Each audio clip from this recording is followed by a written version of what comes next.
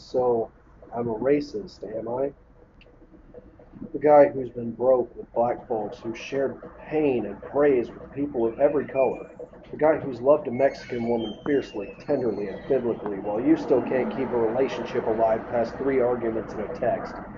The guy without a molecule of hate in his bones for anyone's skin, just hate for sin, which apparently is hate speech now.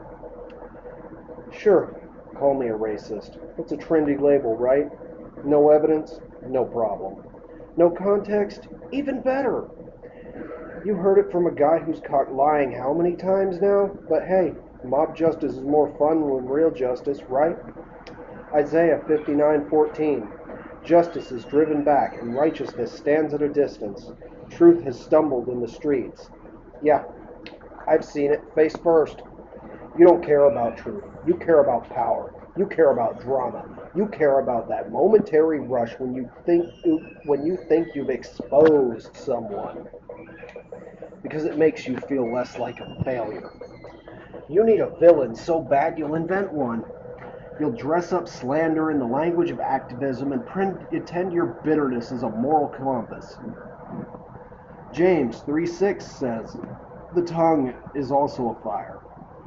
It corrupts the whole body and sets the whole course of one's life on fire, and is itself set on fire by hell." You might want to check who's lighting your matches, because racism is sin, but so is lying about it, so is weaponizing it. Favoritism, also sin. Slander, sin-a-rooney.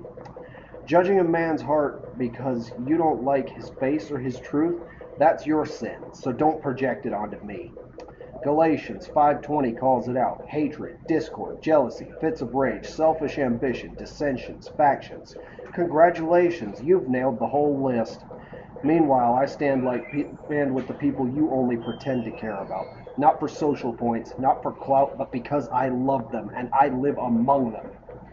I don't need a diversity hashtag. I've got actual friends. I don't need a virtue signal. I've got life lived out loud. 1 Samuel 16:7 says, "Man looks at the outward appearance, but the Lord looks at his heart." Good thing for you, huh?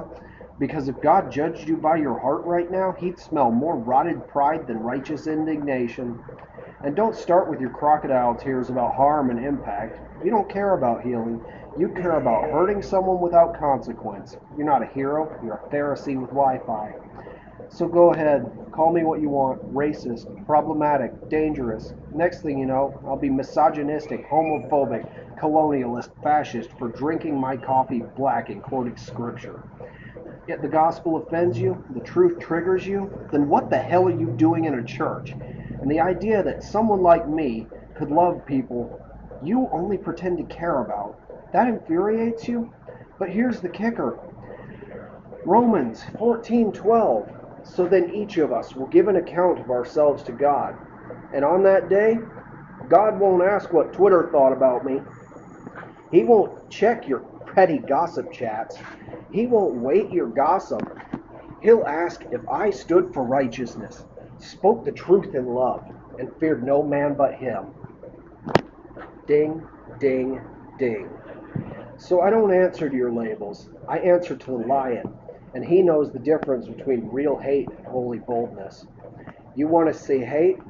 Look in the mirror. You want to see love? Watch me keep showing up anyway. And for the record, Victor, I did not call you the N-word.